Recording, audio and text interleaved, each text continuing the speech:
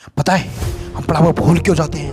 क्योंकि हम passive learning करते हैं। हम टॉपिक्स को सिर्फ पढ़ते हैं और उसे रटते हैं। हम कभी भी एक्टिव लर्निंग नहीं करते। इसकी वजह से हमें टॉपिक्स याद नहीं होता। यही वजह है कि हम कभी टॉपिक्स को पढ़ते हैं तो उसे भूल जाते हैं। अगर आप एक्टिव लर्निंग करना सीख गए ना, तो मैं गारंटी के साथ कहता हूँ कि आप जो भी पढ़ोगे वो सब आपको याद रहेगा।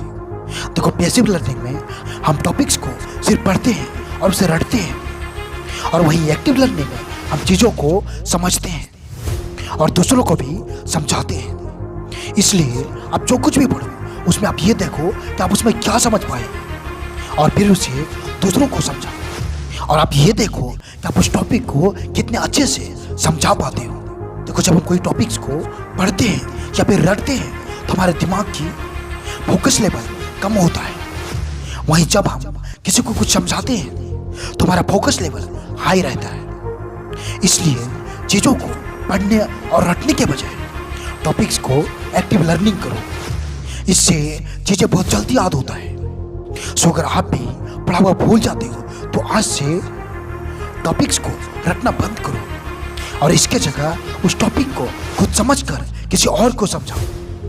अगर आप टॉपिक्स को किसी और को नहीं समझा सकते तो आप खुद एक्सप्लेन करो कि आपने इसमें क्या क्या पढ़ा है। पढ़ा हुआ टॉपिक्स को मिरर के सामने एक्सप्लेन करो। इस तरह से तुम जो भी चीज़ एक बार पढ़ लोगे उसे कभी नहीं भूलोगे।